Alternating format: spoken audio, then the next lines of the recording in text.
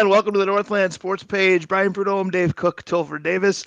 Glad you're with us on your Saturday. Guys, if we kept the sports blinders on, it wasn't a bad week, but you can't do that. Fire away. Yeah, no. We were talking before the show started that keeping the energy up might be difficult because, like you said, if you keep life blinders on, there's a lot of interesting stuff that went on, but life blinders aren't part of the deal. Well, and Toph, right before the show started, I showed you my shirt because I said I want to find some humor. I'm wearing my what Topher calls my Northland Sports Page uniform. It's very common that I'm in the studio wearing this. I had a brief laugh with you, and then immediately I said, humor feels guilty this week. Yeah, it's been obviously a heavy week, especially the last few days with what's going on in Minneapolis and the surrounding areas, and has now grown to other areas around the country. So it's certainly very sobering. It puts everything, I think, into a bit of perspective. Obviously, it all started with George Floyd on Monday night, and it's a terrible, terrible situation. And I texted you guys words that I thought I would never use in a text and mean it. But I said this morning, sports is irrelevant. Now we're still going to tackle it for 2 hours. But in the grand scheme, it really was. I haven't given sports a ton of thought, except for maybe 20 minutes here and 10 minutes there this week. I have nothing to add to that. That's 100% correct. Exactly. It's one of those things where obviously it's interesting that this is all happening in the time of a pandemic as well, where there wasn't any sports happening to go on. There wasn't a Twins game happening at Target Field, which may be a good thing. Can you imagine happening at that same right? Same we did find a way that live sports not happening was a bonus because stadium areas were hotbeds.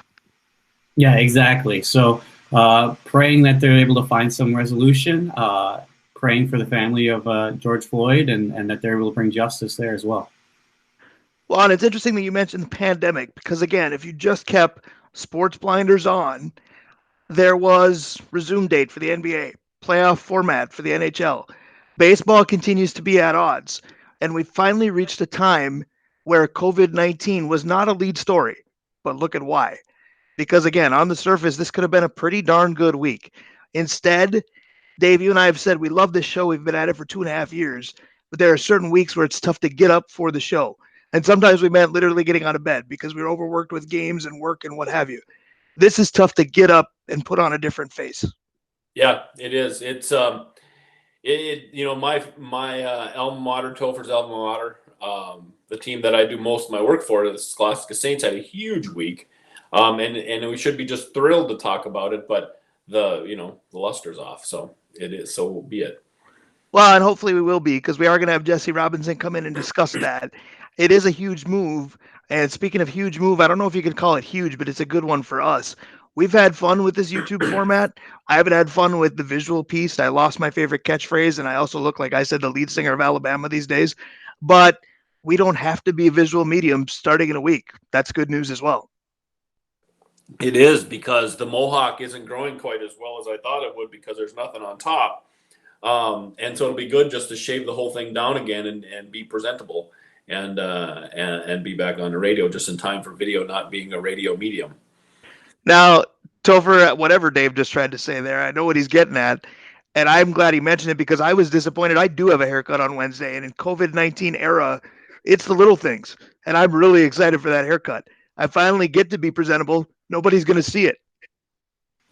Well, exactly. You finally get to move away from the YouTube format, get back onto the airwaves, 106.5. It's going to be a fantastic move. Good, exciting to take that next step. Obviously the YouTube format's been useful in this COVID-19 world for sure. But it's good to know that those steps are being taken, and part of the reopening process is getting back in the studio. So that's very exciting. Well, and I think honestly, we do owe some thanks. It's hard to do it to specific people, but there was enough of a following, enough of an interest in what we've done here to keep this afloat to get to go back next week. And we didn't exactly go viral. We're going to admit that 100, 120, 150 views a week is not viral material, but Dave, we joke we have an audience besides our wives, besides our parents, besides Topher's, millions of followers that he's got, but somebody out there loves us.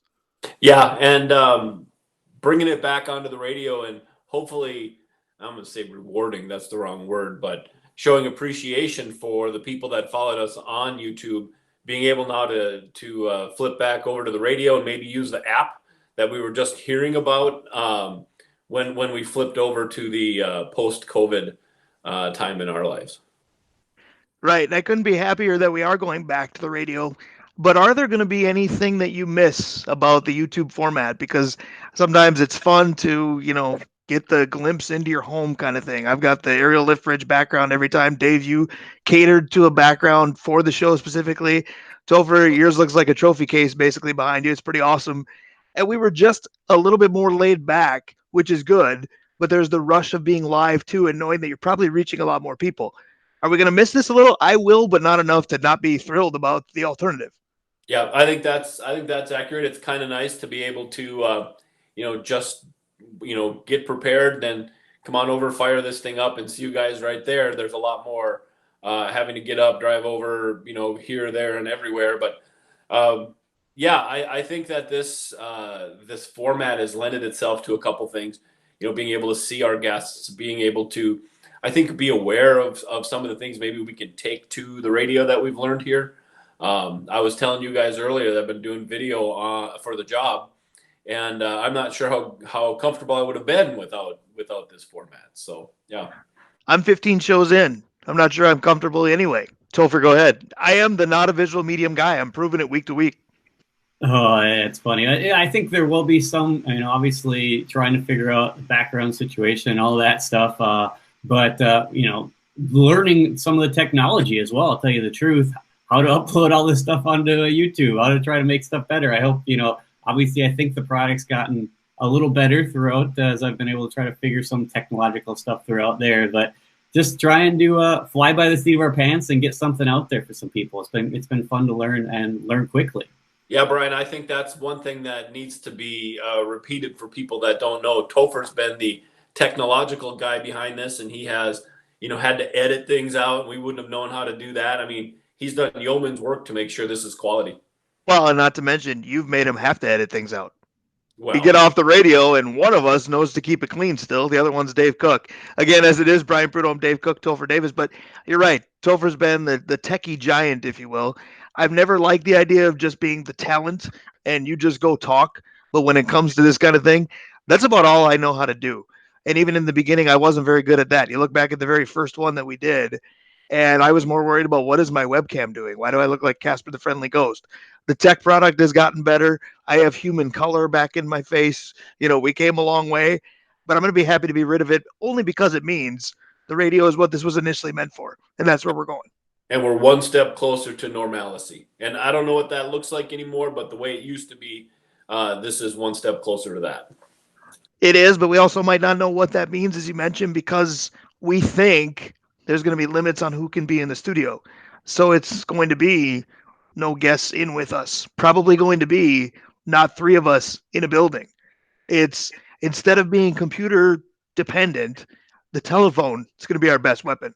Yeah, we might have to just hook Topher up via video conference anyway, just because we've become so used to this. We'll put the camera right there and on top of the soundboard, and he can be involved anyway.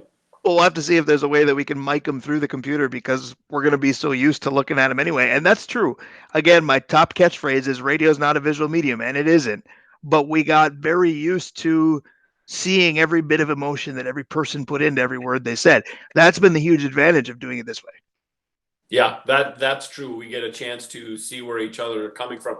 But on the flip side, like a couple of weeks ago when the energy level wasn't brought by me for whatever reason, it's also pretty obvious. I got a phone call saying, "Are you okay?" Well, and I'll let the cat out of the bag till if that phone call came from me. But yeah, no, okay. Well, he got multiple phone calls, but that is part of it too, because there is, and we talked about this when Sam Ali was kind enough to do a TV story on us. There is visual cues in the non-visual medium where it's let's make sure we don't step on each other. Let's give a hand signal, almost like a third base coach of where are we going next? What are we doing? Are we going to a commercial break? That's going to be different because we're going to have to incorporate those again. But it was a lot of nonverbal to know where the show was going. Well, we don't do that here as much with a guest because it's not like it's something they can't see per se. It's not secretive, but eye contact is now part of the show in this format.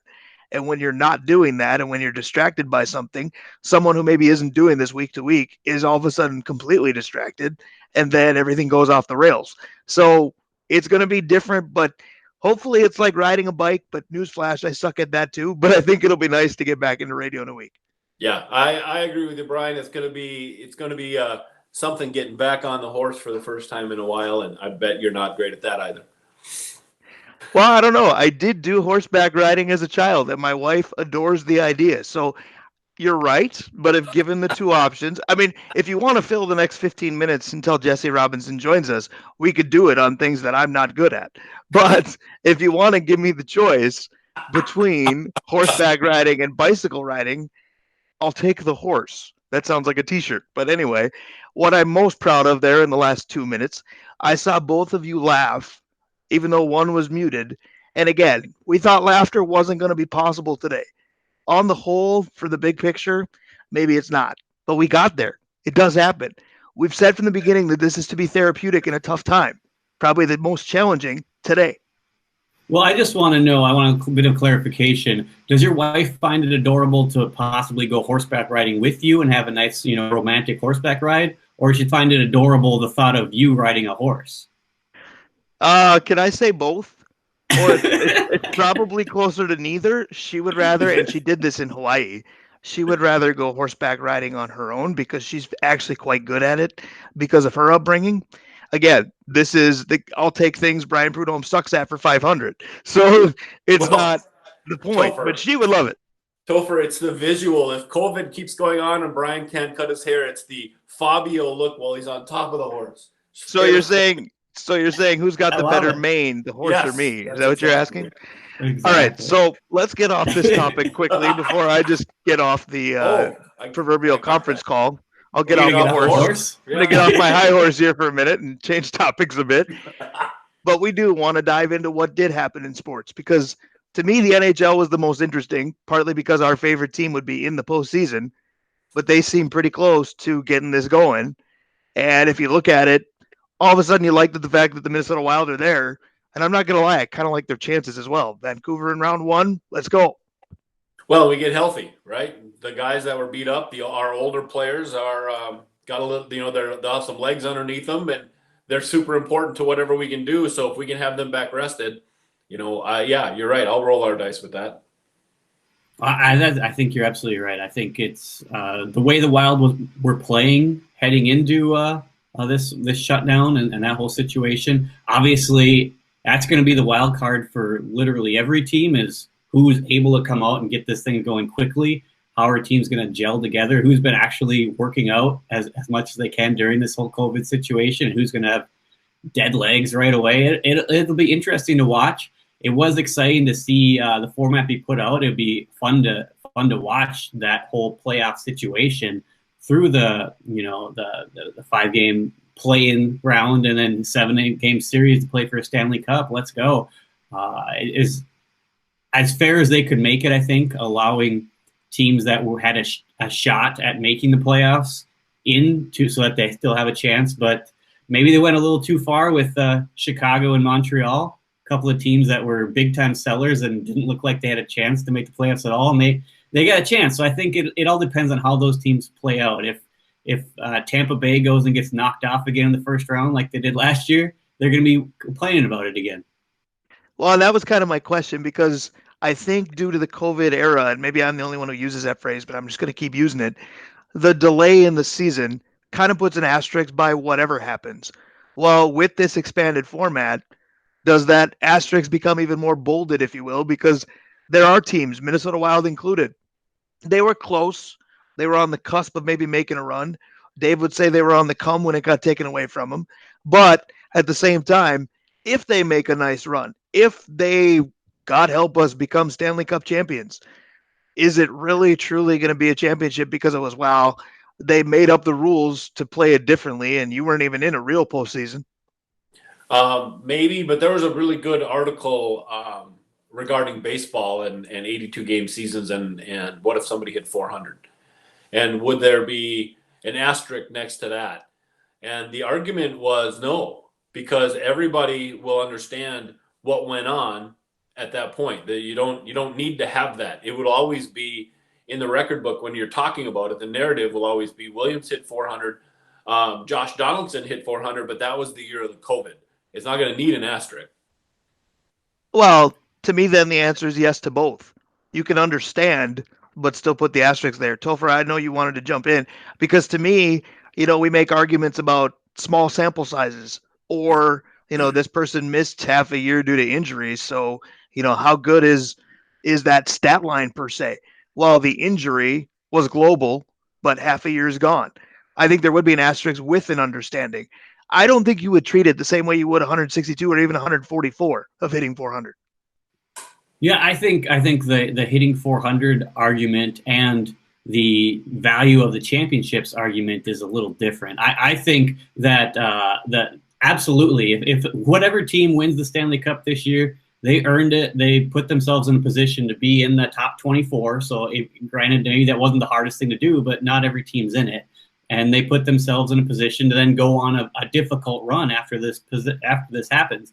If you look at the history of trophies like the Stanley Cup, it hasn't always been the same. I mean, you go back to 100 years ago when it was given out, it was like a different tournament. There's some amateur teams that have won it. It's a different history. And so I think that's a good thing. It's part of that history. It's part of, everyone will, like Dave was saying, everyone will remember that this 2020 season has been interrupted and it's had all sorts of craziness go on because of the COVID-19 shutdown. But I don't think it takes away if you win that championship, you've earned it. And absolutely, I'll be the first one, on 7th Street at the parade. Won't that be nice if that's the traffic on 7th Street eventually? But is the biggest factor the fact that it would be a season interrupted with resumption? Because we've had different length seasons with championships, whether by rule, 144 versus 162, or baseball would be starting an 82-game season. The NHL and the NBA have played abbreviated seasons following a lockout, and we treated the champions and the playoff participants the same. This is you were pacing for something, and then they changed the rules, so you got elevated. The resuming thing is something I don't think sports has encountered before. Well, it has, though, in the lockout that cost Montreal their franchise. Because that but the sport resumed the year later. That season didn't pick up again. The last year of Montreal, that season didn't start again. The season correct that there or no? was no that season was split. So there was no World Series in '94. Right, that's my point. Right. Is that what you're saying? There was no championship in '94 season, right? Nobody won the World Series. Correct. Yeah. When Montreal lost their franchise, that season stopped and baseball stopped. It picked up again. There was a World Series a season later. So my and for Montreal in my mind has always been the year that they struck in the middle of the season when Montreal won the first half, and I think it was the Dodgers won the second half, and they played in to get to the World Series. Was that Gibson's home run year? Am I wrong? I could be wrong. I'll be brutally honest. I don't recall that ever happening. Gibson's home run was 1988. To me, that was a normal season.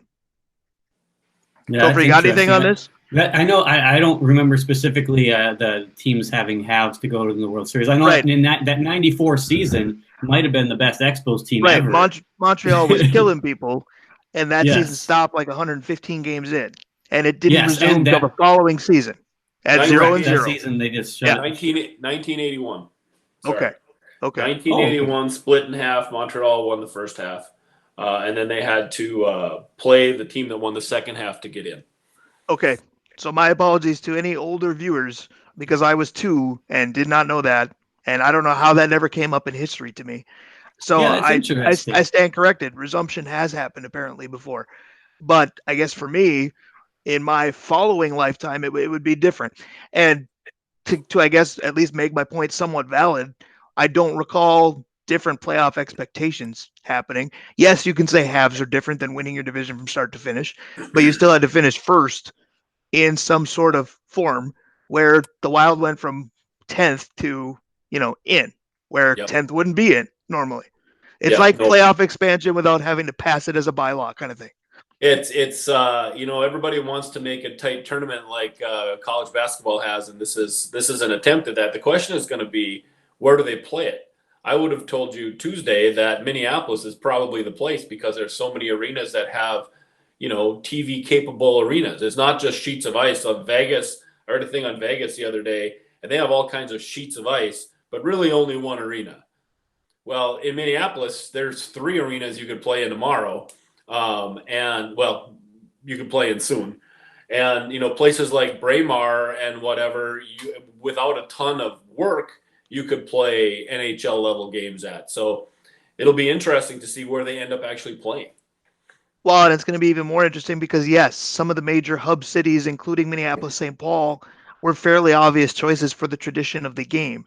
And there's a litany of possibilities. But again, these protests, this situation is no longer limited to Minneapolis, St. Paul. It's everywhere. We've talked about safety with COVID. Safety in general is going to have to be considered. Where do they go where everything's going to be okay? Does this delay the progress that was made on a different level because they're not sure where to safely play games? Yeah, that could absolutely weigh into it. Do you move it into Canada at that point? Is that part of the safety plan? It very well could be. And then to switch sports, the NBA last night announced a resumption date as well, aiming for July 31st. Did Minnesota win twice here? And I'm being tongue in cheek because I love basketball way more than most people do. But it's been a tough few months. 2020, basically after the state tournament, is pretty well sucked. I'm just going to tell it like it is. But there's no way, no part of me that wanted to watch the Timberwolves again. And I know that there are things that need to be determined, decisions that need to be made, potentials that need to be reached to make decisions into the coming years. But the Timberwolves would not be part of the 22 or 24 team format that the NBA resumed with because they're not good enough to be part of that. I'm okay with that. Now, does it hurt them going forward because again, you don't get to see the development? Sure. But do you guys have any take on, thank you for not exposing them to us anymore this year, or actually it's that kind of team that needed to play it out? Well, I think that coin has 2 sides. I don't everything I've heard is Karl Anthony Towns wouldn't have been able to play the rest of the year. His wrist probably needs surgery. And so if we don't come back, they can start surgery earlier and get back after it earlier. And we But saw him yesterday. Would he mentally be even thinking about playing? true. That I'm taking that out of the equation though for this conversation, because that's probably true with not just Karl Anthony Towns, but guys like Malik Beasley, who's going to be a free agent. Now he's going to be a free agent without us ever seeing more than 12 games, right? And so the Timberwolves have to make some heavy-duty financial commitments on a hope and a prayer. Not like they haven't done that before, but it always seems to come back and bite them when they just kind of throw money at people because, well, we have money to spend. Right, and I know obviously I think Brian would make the joke that Topher didn't watch the Timberwolves anyway, so having them go away is not that big of a deal. But I do think that my biggest problem with it, I understand you have to cut the line somewhere with the playoffs. Move on, finish your season. Timberwolves weren't going to make the playoffs. That's okay. But having the season resume July 31st or whatever, and having that go so late, it's going to push the next season back, right? So there's no way that's going to start on time. So it's just going to end up be this domino effect to where this offseason is going to be huge for a team like the Timberwolves, who have already essentially not played for 2.5 months, and now again, they're going to continue to go even longer. Right. And again, let's not forget the teams that weren't going to make the postseason. Timberwolves, obviously, as you said, included. Their focus is the lottery, the draft. College basketball didn't finish. I understand that scouts are doing their job, and there's probably an inkling as to what direction you're going to go anyway. But in that huge off season where decisions on proven players might need to be made, you don't know how you're going to start your building blocks because how do you draft out of this? That's something we talked about way back when we started YouTube Land on April 4th. How about baseball, though, with their draft coming up? And because they draft high school kids, they're going to have high school arms that were really good as juniors that haven't pitched an inning since they were juniors. And, Well, and but to are they draft that in though? the first round? But are they? Because you're limiting your rounds and your number of players so much. You're going to have a ton of undrafted free agents that are high school kids that you know nothing about. You're probably not going to have as many draft picks that are high school kids that you would have had. Well, and how about minor leagues cutting all these players that you're going to be able to teams like the Twins who haven't cut a player, they're going to be attractive to guys like that too. So, but I do think there's high school players that, let's just look at a guy like Royce Lewis. If he hadn't played at all his senior year in high school, he was still talented enough to be a first round pick. You were just hoping, though, at that point there was more more risk. Well, and not to mention, regardless of if you're picking them out of high school or more specifically college, is it a matter of what conference did they play in? Let's say hypothetically you were looking at a UMAC prospect, but maybe you want to look at a MIAC prospect instead. Now you don't have to leave Duluth to do that anymore. To segue into why Jesse Robinson has joined us, I'm going to give the floor to Dave to start with, because maybe outside of you, Jesse, and the faculty and all the students, I don't know anybody more excited about this. Dave, have the floor. Yeah, Jesse, we've been talking about this for quite a while, my friend, and it comes to fruition. The Saints are joining the MIAC. What kind of impact is that going to have on the athletic department, maybe the college as a whole? Yeah, thanks for having me on, fellas. It's great to see everybody. It's been a while. Yeah, it's definitely an exciting time for Saints athletics and for the College of St. Scholastica in general. It's probably no secret there has been interest over the years from the college looking to join the MIAC, and that's nothing against the conference, the Upper Midwest Athletic Conference, and other conferences we've been a part of. It's just been, the Minnesota Private College Council were a part of it, St. Scholastica, and the rest of the MIAC also part of that. So when this all came about earlier this spring about a potential interest from the MIAC in the College of St. Scholastica, it was definitely out of left field, per se, in a sense that it kind of came out of nowhere considering the circumstance. And,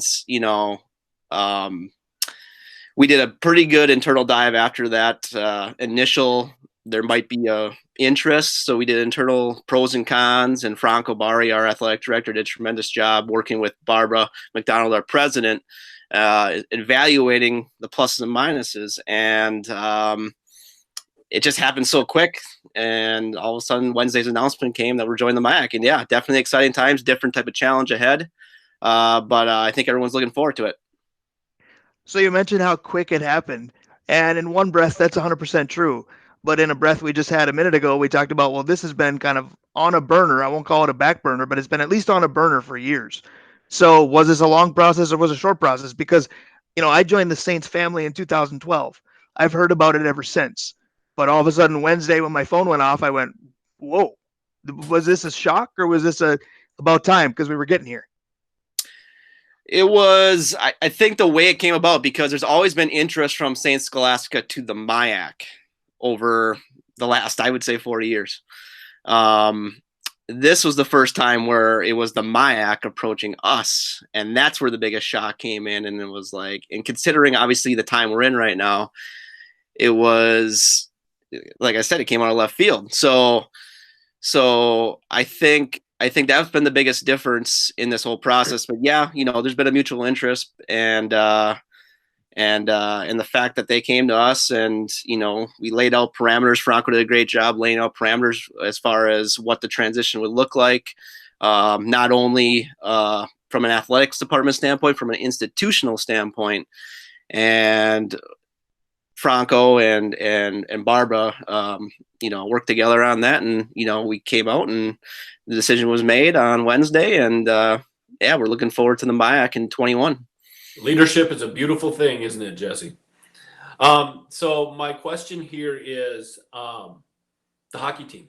So we've talked about moving from the UMAC for most of the sports, but men's and women's hockey are coming from the NC. So how does that impact them? I know travel budget's going to be significantly less.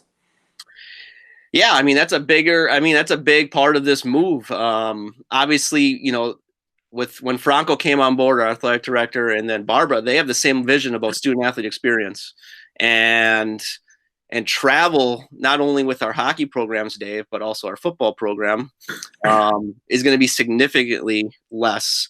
And it's going to help with that student athlete experience and hopefully help with our recruiting and help with our retention with those sports. With the hockey programs, with their long history in the Northern Collegiate Hockey Association, and obviously our former athletic director, Don Olson, the commissioner of that conference. It's going to be tough to see some of those rivalries, especially with St. Norbert, that we've had forever, and developing rivalries, even though it's a long distance geographically to Adrian, especially with our women's division.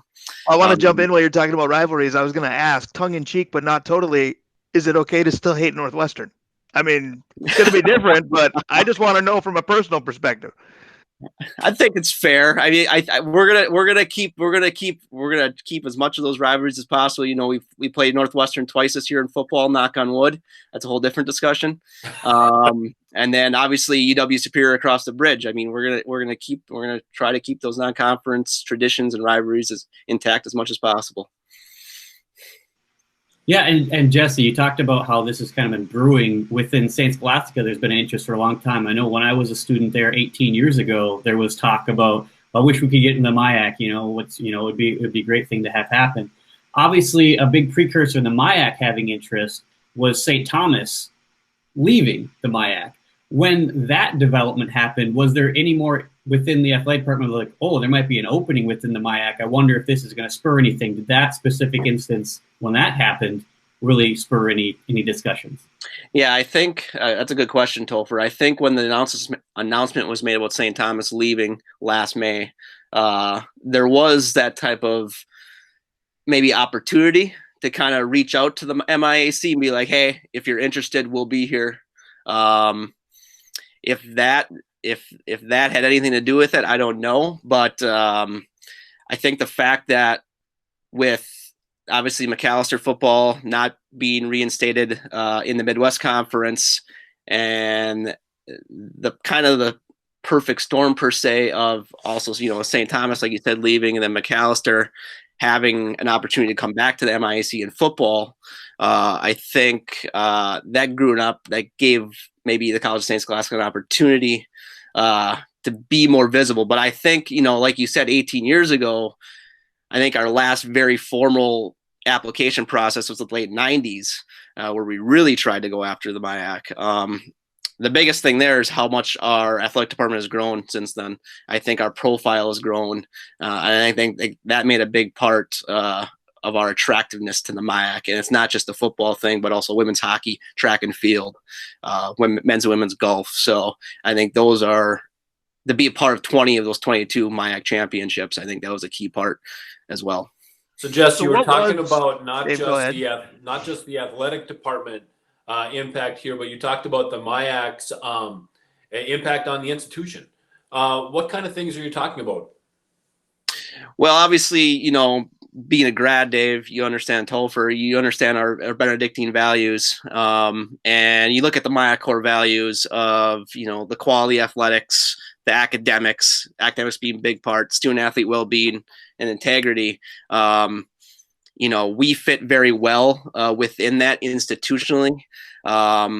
Basically, if you look at the MIAC policy as far as what their members would look like, St. Scholastica fits that to a T. I think, like I said, that's why there's always been that interest and that kind of, I would say, underlying frustration, you could say, of why we don't maybe belong there from the public side of view, because we fit that perfectly. But, like I mentioned previously, I think where we are athletically over the last 20 years, I think is enhanced. And I think that was the biggest part. And now institutionally, we'll be considered an MIAC school. And the MIAC will have a footprint now back in northeastern Minnesota. So I think it's going to be a win-win across the board. I think you're right. I got to ask you this. It's going to sound like a devil's advocate question. It's not intended to be, but we mentioned the St. Thomas factor. And when they left, their relationship with the MIAC obviously wasn't great. There was some bad blood there. With the UMAC and you guys, that's not true. What was their reaction to this? Yeah, I mean, the best part, and Franco, once again, credit to Franco Bari. It's his first year. He's been through a lot in 1 year, and his first year as an athletic director too, just in general, basically with the COVID situation, now the conference transition. He's been tremendous. He's working with Corey Borkart basically since we knew there was interest from the MIAC. He contacted Corey Borkart, the commissioner of the Upper Midwest Athletic Conference, right away, and they've been in constant communication. The MIAC and the UMAC have been in constant communication since the start of all this. So, and obviously Corey then has been in contact with the UMAC presidents and athletic directors. So there's been constant open dialogue with everyone involved. And, in some of the meetings I've been in, some of the Zoom calls I've been in with the UMAC leadership and UMAC ADs, there's a general kind of underlying understanding of like, okay, I see where this is going. And there hasn't been, to my knowledge, much bitterness of the move at this point. It was pretty much, the MIAC's now reaching out to Scholastica. This changes things instead of Scholastica, opening up the MIAC. Hey, would there be interest? Would there be interest now? Would there be interest now? Type of thing. So I think there was a greater understanding. But the UMAC's been great in this process, and they'll continue to flourish under that leadership over there. So what has the reaction been like coach to coach? Because there's probably a uniformity in being able to be part of this prestigious conference, but the baseball team has handled MIAC competition well. Jackie's teams, Dave mentioned it, they can do well here. Football got mocked a couple years ago for the St. John's debacle, if you will. It's going to change the way coaches approach some things. What's the feedback you've gotten? Yeah, I mean, it's not going to be universal. I mean, it shouldn't be. It shouldn't be like you get the call and everyone jumps forward. It's going to be some reservations, obviously, considering where you're at as a program. It's going to be a challenge. I mean, it's going to be a challenge. Football is going to have a challenge, and they understand that. They knew that going in, but they're all for the move. It's going to be. I kind of compare it to personally when I came to St. Scholastica in 2008. That's when the Upper Midwest Athletic Conference announced they were getting the AQ finally as Division III conference, and so we knew in 2 years the AQ was going to be there for our sports. And so that kind of drove our staff to a higher level. It's like, all right, now we have a chance. We have a pathway now to the conference, to the national tournament. In this case, with the MIAC, I think, the AQ might be viewed differently in the sense of like, all right, the path now is let's just get into the MIAC postseason tournament. There's going to be different expectations depending on the sport. And I think, I did numerous studies over the years in the past months as far as where each program would be. And I don't think we're far off in some sports, like you mentioned, Brian, to being competitive and have a chance to win a MIAC title right away from the start. There's going to be other sports that will be fighting just to get into the MIAC tournament. And that's just fact, considering where the program is at. So is this a little bit like when UWS joined you? Some sports they were okay, other sports they came in and they rolled. Yeah, for sure. And I think we're going to be, some sports are going to be like, it's going to be a tier. Some sports are going to struggle. Some sports are going to battle. And then some sports are going to compete. And I think, over time, as we recruit and retain our students, I think time will tell.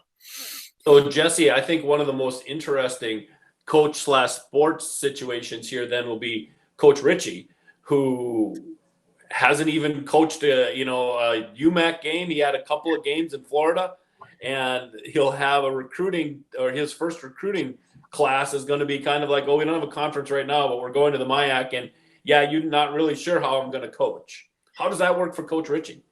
Yeah, I mean, it's a great question. I feel bad for him in particular because obviously he shows up late in a recruiting cycle last year, jumps right into the fall ball, gets 9 games in this year with his team, trying to build the culture, the way he wants it, cutting that short, not being able to face this. I mean, we'll get one more year of the UMAC, hopefully in the spring. Once again, that's another discussion. You realize that can happen here, though. We've got some time, but continue, please. and then obviously then missing another recruiting cycle, basically, because you're not being able to watch these kids, in a game setting. Now there might be an opportunity to maybe see kids in cages here and there once in a while, maybe later this summer, but nothing in a game light setting. So, he's going to be in a tough spot, but I have confidence in him and Brandon Schwartz, our assistant coach, who obviously knows the landscape, to kind of recruit. And obviously, with our alumni base, with our baseball program, they'll be able to help recruit as well and get our athletes focused here for the MIAC going forward. And that kind of leads into what I was thinking of going with the next question here is, as far as recruiting, what kind of an advantage do you think having your teams be in the MIAC as opposed to the UMAC will have in recruiting, especially maybe Twin Cities area students who now will get a chance to play around home a lot more often? Yeah, that's a great question, Topher. We do get a lot of our student athletes from the Twin Cities. I think that's you look at our rosters across the board. I mean, that's pretty fact. I would say it's too early to tell how it will affect recruiting. We think obviously it will have a better image per se. Although the counter to that is that maybe now you won't get some of these athletes who your selling point to them, whereas we have a chance to play a MIAC school in the national tournament instead of in the conference. You know what I mean? So if you want to play St. John's, you want to play them in the playoffs, in the first round of the playoffs, not necessarily in a regular season game. So that selling point of the access to the national tournament might be a harder sell, but I think as far as an image goes, I think the quality of athletes and the quality of the conference, because it's a nationally renowned conference, probably top 5 Division III conference in America. I think that's going to be a big selling point. So I want to take Topher's question and just target it back on hockey. How does the how does the MIAC? Oh no, Dave's gonna have to learn to say it. That's gonna be a different chore. Go ahead. Yeah. Compared to the NCHA, how will that impact recruiting there? I mean, we're going to be able to look at more local kids. What do you think about that, Jesse?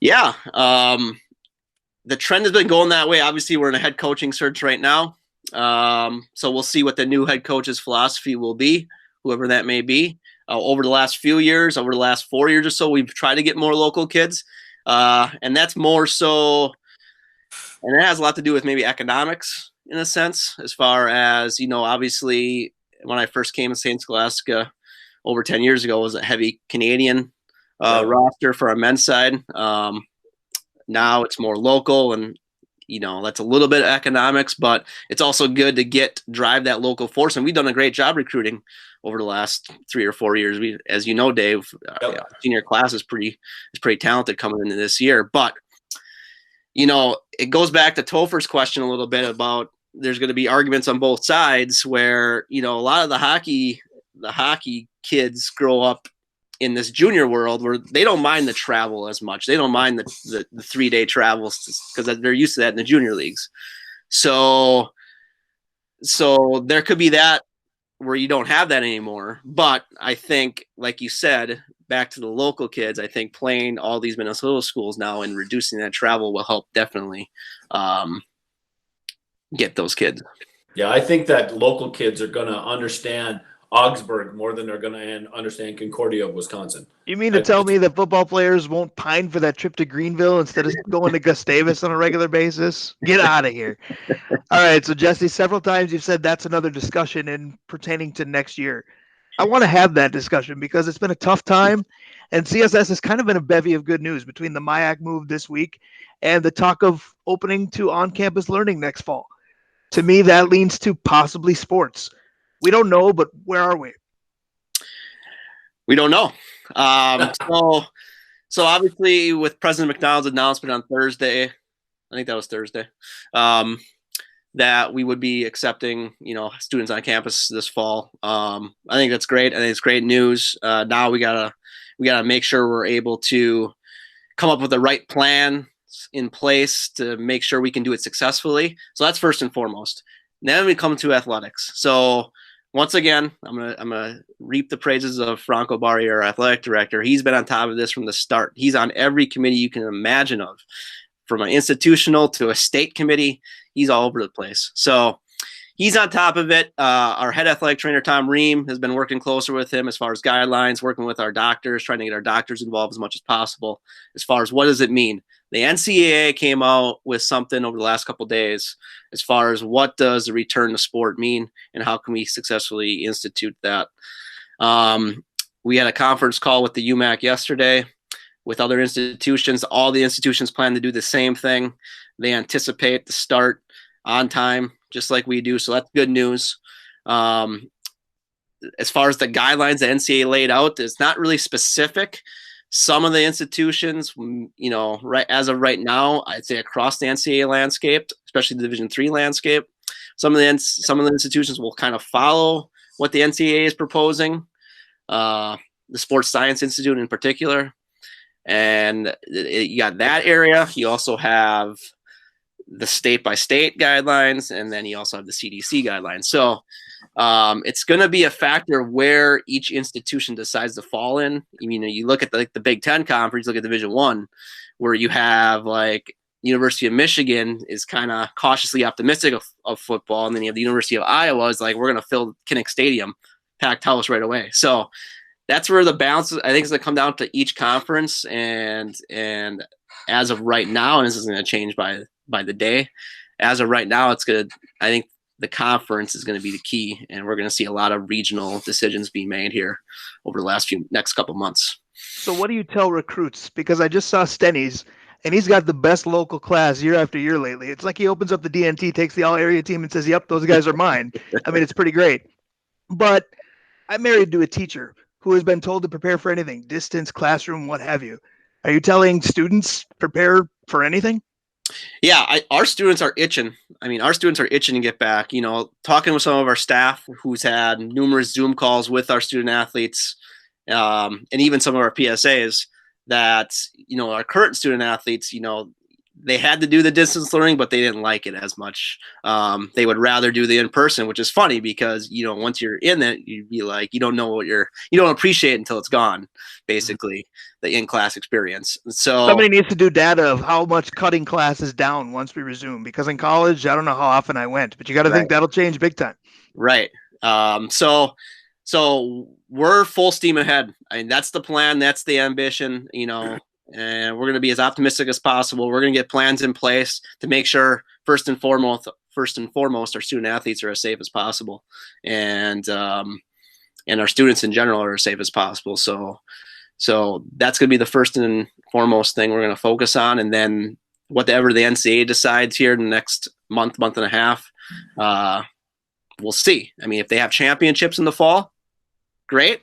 If they don't, maybe we can do something regionally with the MIAC schools, maybe with the WIAC schools, the Iowa schools, etc., where we can have regional championships. So we're up for anything.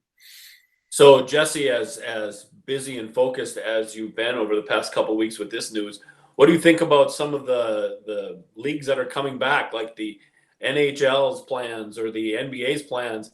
And frankly, you and I are both kind of baseball guys. What Major League Baseball is doing or maybe not doing to bring the sport back? I think it's easier to bring a professional sport back. There's a lot more incentives from the professional standpoint. I think it's easier to control. So I think there are avenues there, which obviously, some of the European soccer leagues and obviously the Asian baseball leagues have established. I think it's going to be much more difficult in a college setting. I don't know if you can take maybe characteristics or guidelines of one area of an NHL or the NBA going to Disney or the NHL doing this 24-team tournament. And I don't know if you can carry how they're doing that into the college environment, just because there's so many factors as far as, testing's going to be key, but, if you test everyone and they're hanging out with people that are not tested, student peers, how does that make the test relevant anymore within 24 hours? So, it's going to be much more difficult in determining what those plans are of how we can safely if someone, once we do get positive tests, and likely we will, how do we control that, and how do we dictate that, not only from our just college community, but also just the Duluth community and the regional community as well. So what went into the decision to even have the news story come out of we're aiming for on-campus learning next fall? Because it was a shred of good news that everybody needed, but I think a lot of people thought, well, how do they know that they can do that? And I think the answer to that is you don't know. But what was the reason behind saying let's at least put this out there? What did we see? What did we think we knew that led to that? Because we're innovators. St. Scholastica wants to be leaders. We want to be the ones that show the way. And between Barbara and working with local medical area professionals, and I have trust in Barbara, and we'll figure out a way, and we'll have a plan. Like I said, this has been in the works. There's different rapid response teams, return to action teams that are put into place, that will have a clear understanding of what the expectation will be once students come on campus, and however students come on campus this fall, whether it's going to be the combination of in-person and still virtual, but even they'll be on campus. So I think I have to ask a follow-up question, just because we're such good friends with you. We never said kind of who you were and what your title was. We did say Jesse Robinson was with us, Director of Athletic Communications at the College of St. Scholastica. When you found out that the world was going to change for you and for everybody really back in mid-March, how did that impact your job? Take us through Jesse Robinson's day when school was still going in this new virtual, I hate the phrase new normal, but it is what it is. Yeah. It was definitely shocking, to say the least. Obviously, before this, the world of athletic communications is a seven day a week job, basically from Memorial Day to Labor Day, or Labor Day to Memorial Day, excuse me. So when this all stopped, March 13th was our final game. Softball and baseball played their last games on March 13th. And then the news came after that. It didn't really hit me probably until, I'd say, after Easter. Saints Athletic Awards. Right. Until after Easter, the plan, I mean, there was don't get me wrong, the first couple of weeks was like, oh, this is a good break. And then once you got to Easter, it's like, all right, obviously we went to our Saint Sports Awards that, I'm co-chair of, and we did that virtually for the first time at the end of April. And I think that went pretty well, but obviously not the way we want to do it. But I tell people a lot, and maybe people don't want to hear this, but the best part of the job are the games, but sometimes the worst part of the job are the games as well. And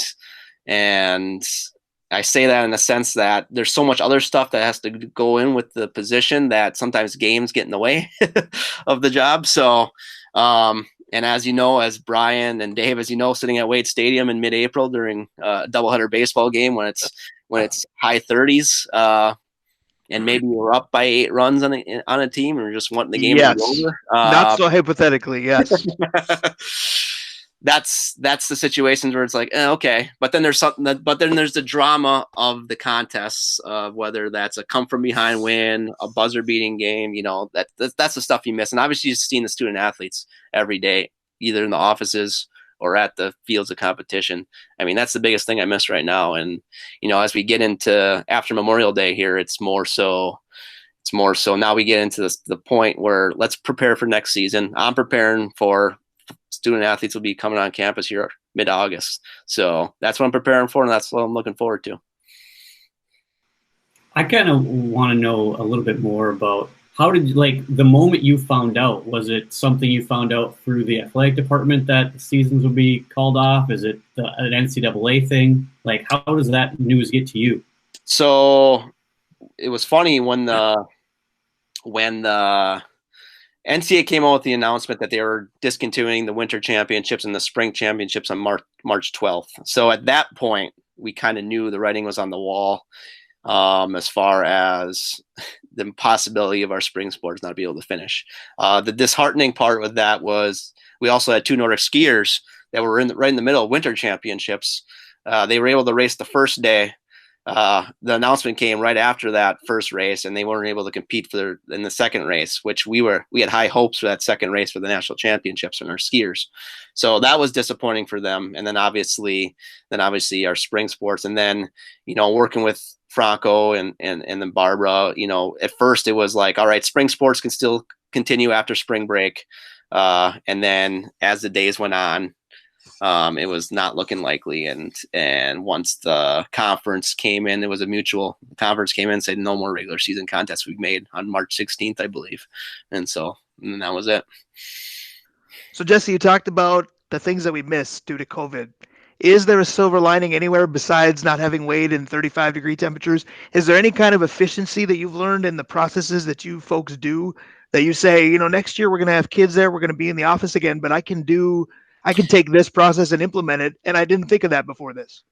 I think a lot of our coaches have communicated more with their student athletes virtually than they did if they were in person. I think being able to connect with them using this technology has made it more convenient.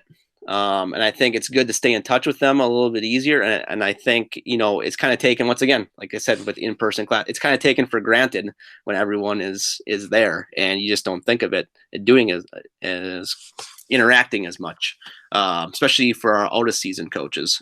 So I think that's gonna be the biggest part. I think recruiting's going to change too. I think recruiting, being able, I know some of our coaches were doing it already with international kids, but being able to hop on Zooms or hop on video conferences or whatever, Google Hangouts, whatever it may be, just to connect with PSAs. I think that could help recruiting in a big way.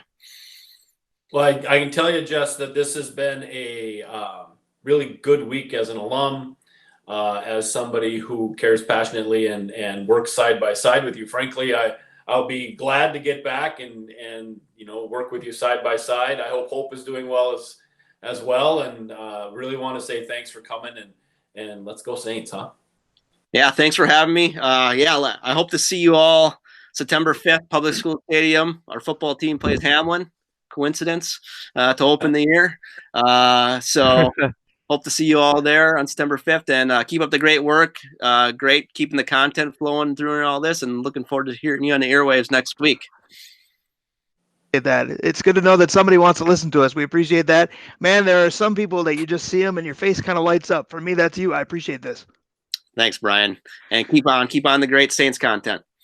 All right, we will do everything that we can. That'll do it for hour number 1. That's Jesse Robinson. We're back with hour number 2. Don't go away. Hit like and subscribe. We'll be right back.